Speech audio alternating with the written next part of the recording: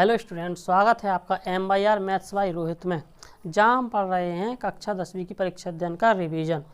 तो सवाल करते हैं, है ना। आज अपन पढ़ते हैं लघु उत्तरीय प्रश्न। कल हमने अति लघु उत्तरीय प्रश्न पढ़े थे, आज पढ़ते हैं अपन लघु उत्तरीय प्रश्न। उसके पहले एक प्रश्न रह गया था, है ना, उसको अपन समझ लेते हैं। वो प्रश्न क्या था, है ना। सवाल है कि एक हमें ग्राफ दिया रहेगा, है ना। हमें क्या दिया रहेगा, एक ग्राफ दे के रखेगा और हमसे पूछेगा इसमें शून्यकों की संख्या क्या है। तो जी हमारे पास ग्राफ है, इसको बोलते हैं एक्स अक्ष, जो हो जाएगी एक्स डैश, और इसको वाई, और जो हो जाएगी हमारी वाई डैश, है ना। तो जी अक्ष हैं, हमसे पूछेगा ग्राफ देके कि इसमें शून्यकों की संख्या कितनी है। तो देखो जो कुछ ऐसे करके मान लो हमने ग्राफ बना दिया, जो एक ग्राफ बना हुआ है ना। तो इसमें हमें शून्यकों की संख्या बतानी है। तो शून्यकों की संख्या इसमें कितनी होगी, इसमें जी ग्राफ जो आपको दिख रहा है जी लाइन, इस लाइन ने एक्स अक्ष को कितनी बार छुआ, एक्स अक्ष को कितनी बार छुआ उतने उसके शून्यक होंगे। तो देखो कितनी बार छुआ, एक बार यहाँ छुआ, एक बार यहाँ छुआ, एक बार यहाँ छुआ, कितनी बार छुआ, 1 2 3। तो इसके कितने शून्यक हो जाएंगे, 3 शून्यक हो जाएंगे। एक्स अक्ष को जे कहलाती है एक्स अक्ष, है ना। जे एक्स अक्ष, जे वाई अक्ष कहलाती है। तो एक्स अक्ष को जितनी बार छुआ है उतने उसके शून्यक होंगे। जे कहलाती है मूल बिंदु, है ना। तो इसके निर्देशांक होते हैं 0 0 0 होते हैं, मूल बिंदु बोलते हैं। तो मूल बिंदु यहाँ पर 0 होता है। निर्देशांक की बात करें तो यहाँ पर 0 0 होता है। चलिए तो पढ़ते हैं आज, है ना, लघु उत्तरीय प्रश्न, है ना। तो क्या पढ़ रहे हैं अपन, अध्याय 2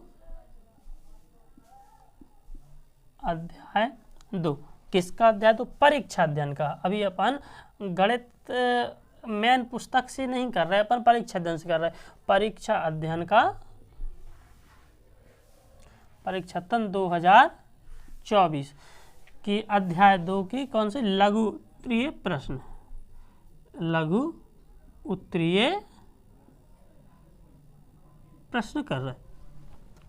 तो इसी क्रम में हमारा प्रश्न है, हमें क्या, कल हमने क्या किया था, पिछली वीडियो में हमने पढ़ा था कि हमें एक बहुपद दे के रखता था और हमसे क्या पूछता था कि इसके शून्यक बताइए।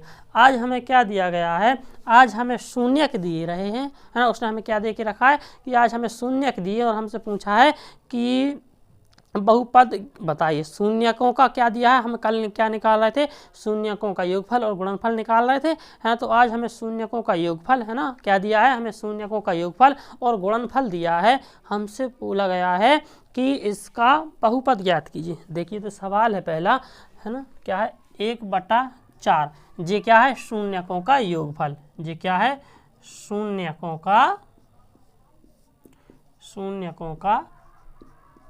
योगफल।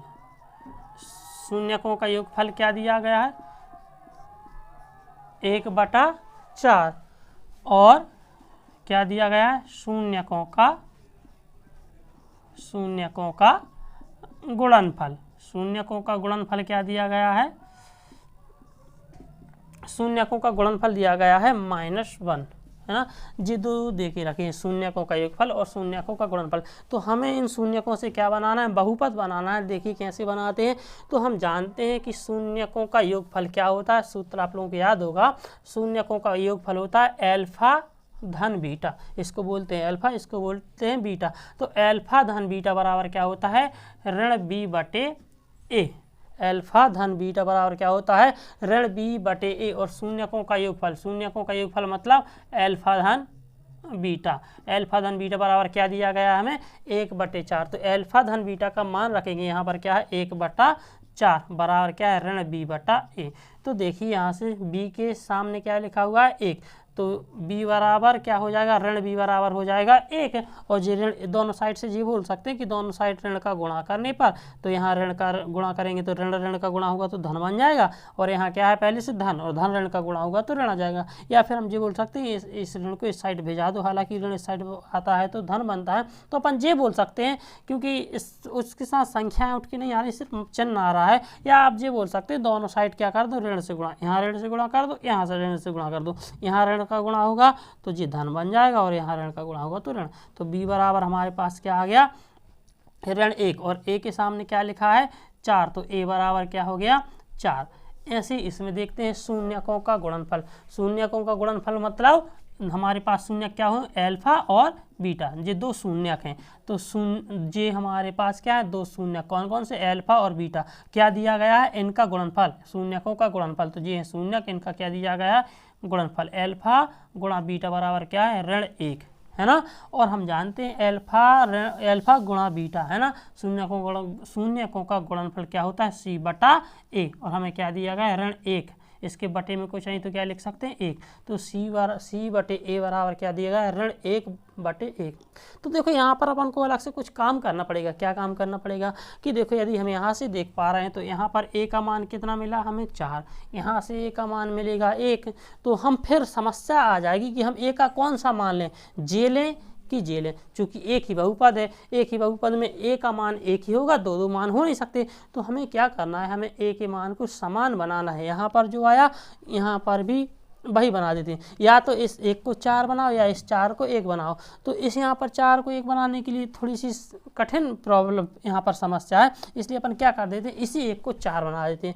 इसको 1 को 4 बनाने के लिए अपन क्या करते हैं, ऊपर नीचे 4 से गुणा कर देते हैं। क्या कर दिया अपन ने, ऊपर नीचे 4 से, क्योंकि नीचे बस 4 से गुणा करेंगे। तो आप बोलोगे सर नीचे बस कर दो, ऊपर क्यों कर रहा है, 4 एकम 4, a बराबर 4 यहाँ हो जाएगा, a बराबर 4। तो इतनी ये प्रोसेस होती है, एक गणित के नियमों का उल्लंघन हो जाएगा कि यदि आपने नीचे 4 से गुणा किया है तो आपको ऊपर भी 4 से गुणा करना पड़ेगा। या हम ये कह सकते हैं यदि आप 4 से भाग दे रहे हैं तो आपको ऊपर 4 से गुणा भी करना पड़ेगा, नहीं तो गलत हो जाएगा, क्योंकि तो 4 से 4 कट जाएगा, ज्यों कहते हैं बचा, है ना।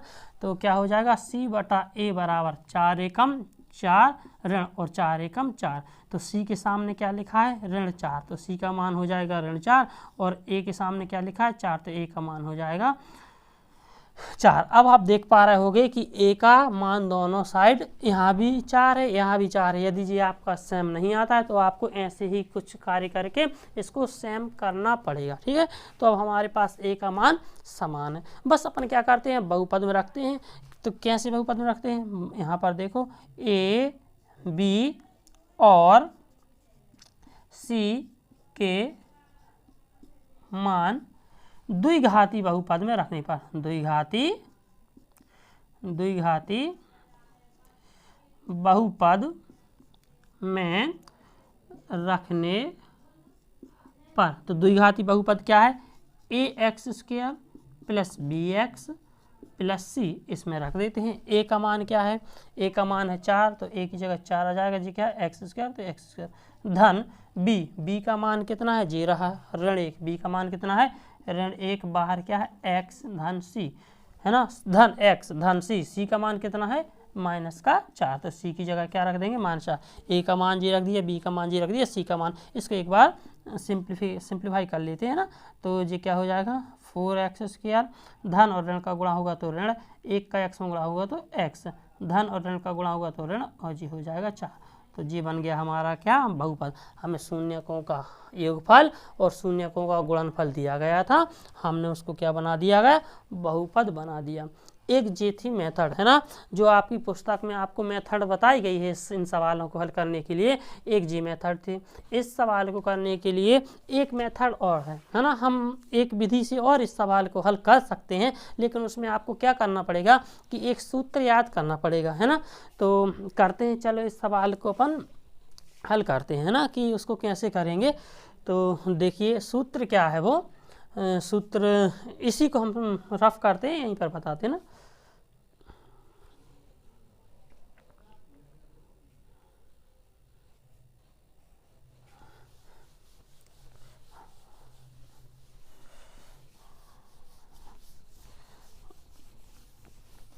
यदि आप इसको डायरेक्ट एक सूत्र की सहायता से करना चाहो, है ना, तो हम क्या करते हैं, इसको एक सूत्र होता है उसकी सहायता से करते हैं। सूत्र क्या होता है, सूत्र होता है x²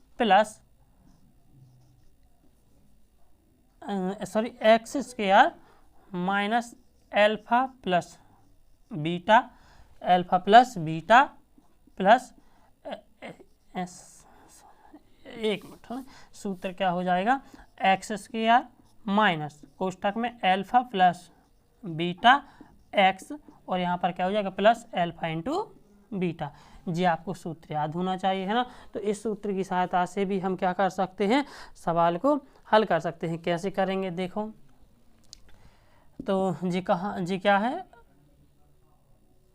x² minus alpha plus beta की वैल्यू क्या हो जाएगी 1/4। यहाँ पर जी क्या है x धन एल्फा इंटू बीटा की वैल्यू क्या हो जाएगी ऋण का 1, है ना। इसको हम सॉल्व कर लेंगे तो देखो क्या हो जाएगा x² ऋण इसका x का 1 में होगा तो x/4 और धन और ऋण का गुणा होगा तो ऋण 1, है ना। अब देखो इसके बटे में कुछ नहीं है तो हम क्या लिख सकते हैं, इसके बटे में कुछ नहीं है तो 1 लिख सकते हैं, इसके बटे में कुछ नहीं है तो 1 लिख सकते हैं, है ना। और बराबर क्या कर दें, इसको 0 कर दें तो क्या हो जाएगा 4, 1 और 1 का एलसीएम कितना आ जाएगा 4।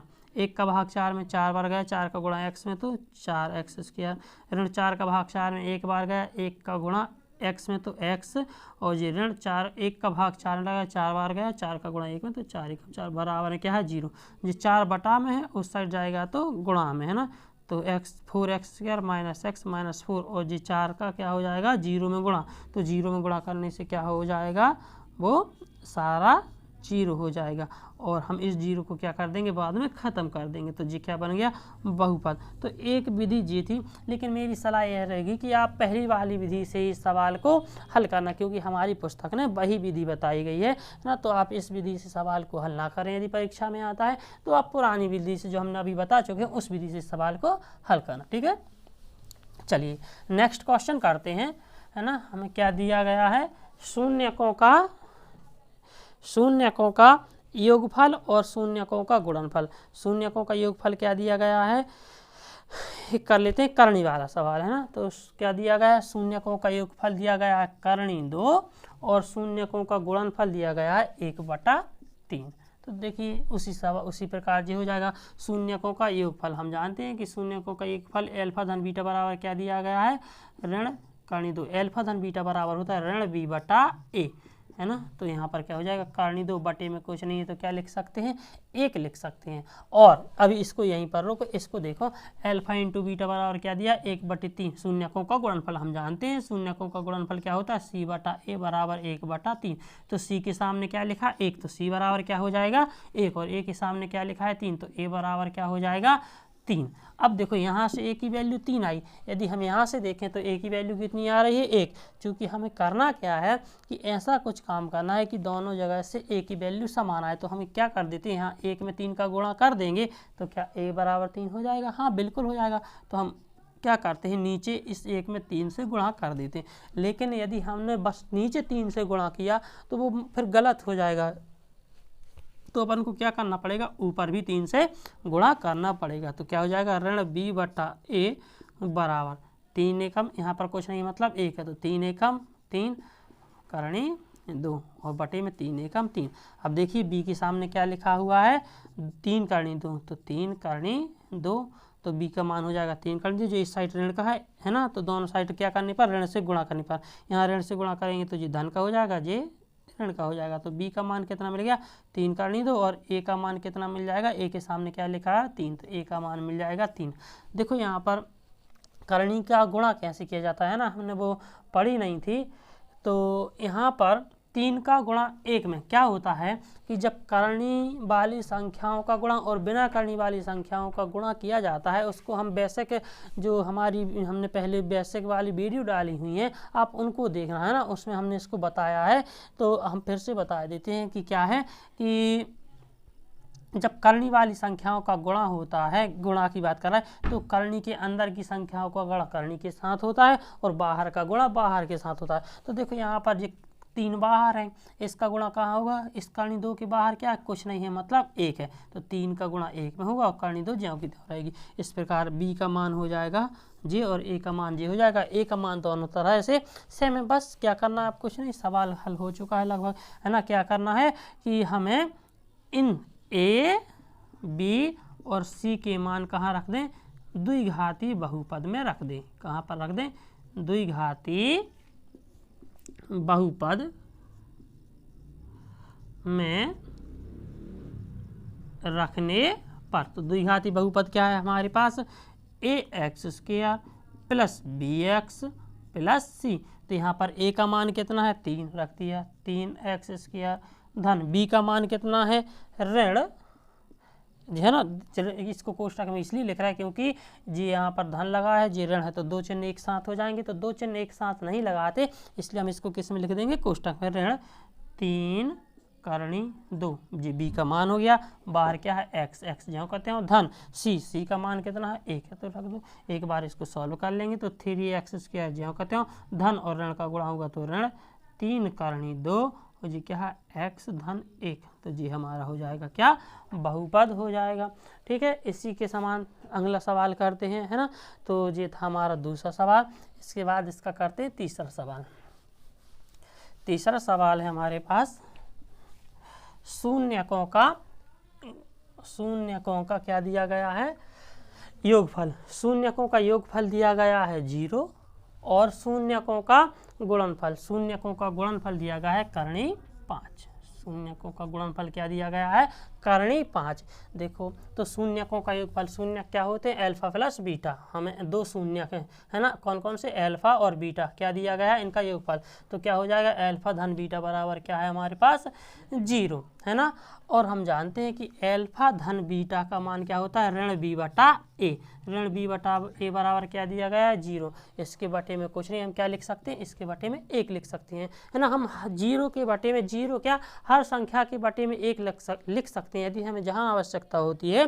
तो हर संख्या के गुणा में और बटे में 1 होता है, लेकिन हम लिखते हर जगह नहीं, जहाँ हमें उसकी आवश्यकता होती है अपन वहाँ लिख लेते हैं। तो यहाँ हमें आवश्यकता है तो हम 0 के बटे में 1 लिख सकते हैं। तो यहाँ पर क्या मान हो जाएगा b के सामने क्या लिखा हुआ है 0, तो b बराबर क्या हो जाएगा 0, ऋण b बराबर क्या हो जाएगा 0। तो अपन दोनों साइड ऋण से गुणा कर देंगे, यहाँ ऋण से गुणा करेंगे तो ये धन का हो जाएगा और 0 में ऋण का गुणा करेंगे तो हम जानते हैं 0 में धन या ऋण का गुणा करने से कोई फर्क नहीं पड़ता भाई, हमेशा क्या रहेगा 0 ही रहेगा। तो b का मान क्या है हमारे पास 0 और a के सामने क्या लिखा हुआ है 1, तो a का मान कितना हो जाएगा 1। सेम इसी प्रकार यहाँ आते हैं हम शून्यकों का गुणनफल। तो शून्यकों का गुणनफल, शून्य क्या है हमारे पास अल्फा और बीटा, तो उनका गुणनफल तो अल्फा गुणा बीटा, अल्फा गुणा बीटा बराबर क्या होता है अल्फा गुणा बीटा बराबर हमें करणी 5 दे के रखा है। हम जानते हैं अल्फा गुणा बीटा शून्यकों का गुणनफल क्या होता है c बटा a, तो c बटा a बराबर करणी 5, करणी 5। इसके बटे में कुछ नहीं है तो हम क्या लिख सकते हैं 1 लिख सकते हैं ना, इसके बटे में क्या लिख दें 1।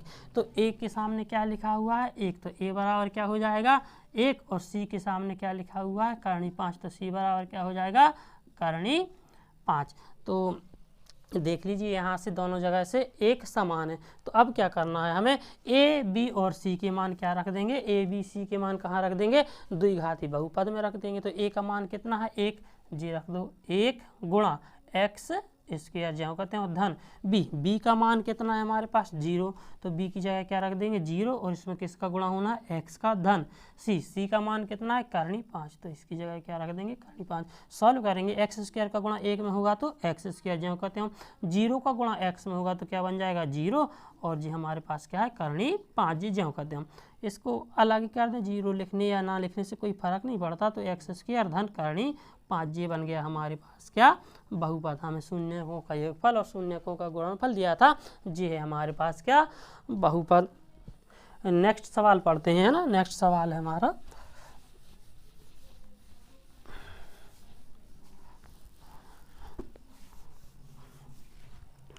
दिया गया है शून्यकों का योगफल। शून्यकों का योगफल क्या है ऋण 1/4 और शून्यकों का गुणनफल क्या दिया गया है 1/4। बड़ा आसान सा क्वेश्चन है ना। तो अल्फा धन बीटा बराबर क्या दिया गया है शून्यकों का योगफल का मतलब होता है हमारे पास दो शून्यक हैं अल्फा और बीटा, इनका योगफल।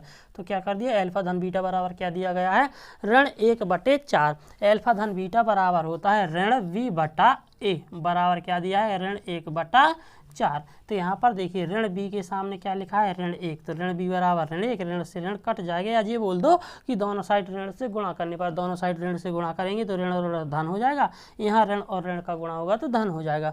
तो b बराबर क्या हो गया हमारे पास 1 और ए के सामने क्या लिखा हुआ है 4, तो ए बराबर क्या हो जाएगा 4। यहाँ आते हैं एल्फा इंटू बीटा, एल्फा गुणा बीटा बराबर क्या दिया है 1/4। एल्फा इंटू बीटा बराबर होता है c/a, c/a बराबर क्या दिया गया है 1/4। तो c के सामने क्या लिखा है 1, तो c बराबर हो जाएगा 1, और a के सामने क्या लिखा है 4, तो a बराबर हो जाएगा 4। तो ये रहे हमारे क्या ए बी सी के मान। ए यहाँ पर भी 4 है, देख पा रहे होगे, ए यहाँ पर भी 4 है। तो आपको ध्यान क्या रखना है कि दोनों साइड से ए समान होना चाहिए। यदि ए समान नहीं होता है तो हम आपको पहले ही सवाल में सिखा चुके हैं आपको ए समान कैसे करना है, ठीक है। तो बस यहाँ से ए बी और सी के मान अपन कहाँ रख देते हैं, द्विघाती बहुपद। द्विघाती बहुपद क्या होता है हमारा, ये होता है ax² + bx + c, है ना, ये हमारे पास द्विघाती बहुपद। इसमें मान रख देते हैं। ए का मान कितना है 4 है, तो 4 जी क्या है x² धन बी का मान हमारे पास क्या है 1, तो b की जगह 1 गुणा में क्या है x धन c का मान कितना है 1। सॉल्व करेंगे तो क्या हो जाएगा 4x² प्लस x का 1 में गुणा होगा तो x + 1, जी बन गया हमारे पास क्या द्विघाती बहुपद, है ना। बाकी की जो सवाल शेष बचे हैं वो सवाल आप लोगों को स्वयं से करना है ना। तो मिलते हैं अगले वीडियो में। Thank you.